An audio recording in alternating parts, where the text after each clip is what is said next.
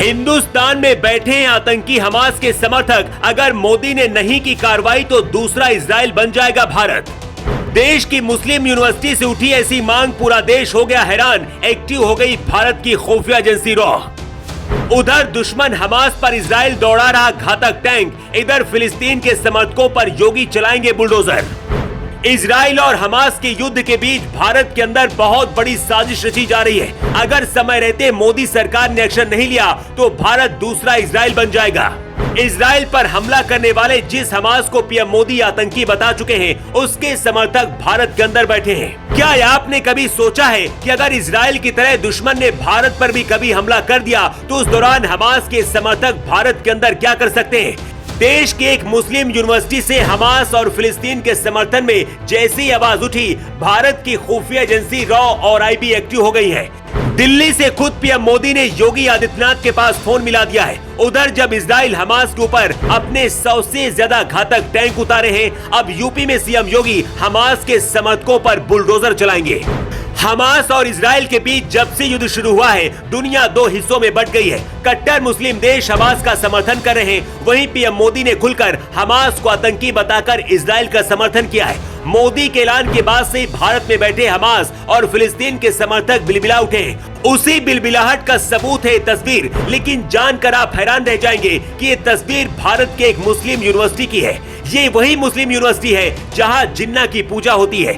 अलीगढ़ मुस्लिम university हमेशा से विवादों में रही है। अब एक बार फिर से कुछ ऐसा ही हुआ है जिसकी वजह से योगी आदित्यनाथ बुलडोजर चलाने की तैयारी में है।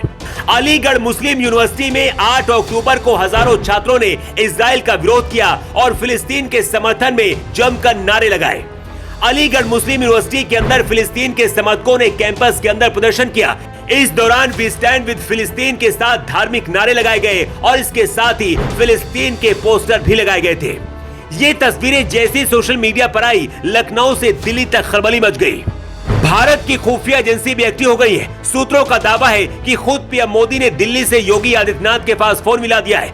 योगी ने अधिकारियों को आदेश दे दिया है और बहुत जल्दी हमास के समर्थकों के ऊपर बुलडोजर चल सकता है। इसके साथ ही अलीगढ़ मुस्लिम यूनिवर्सिटी के प्रोफेसर भी सवालों के घेरे पर है।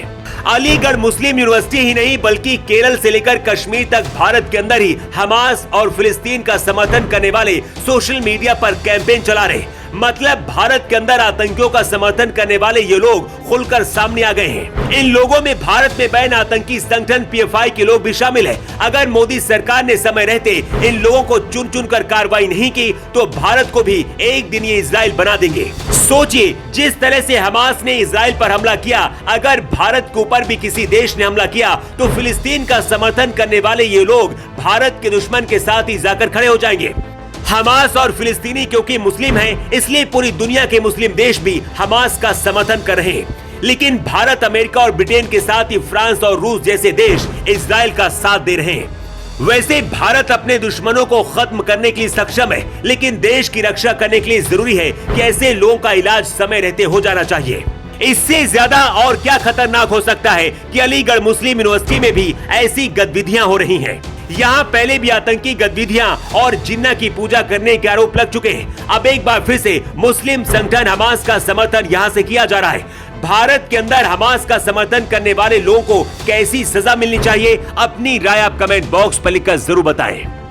Bureau report.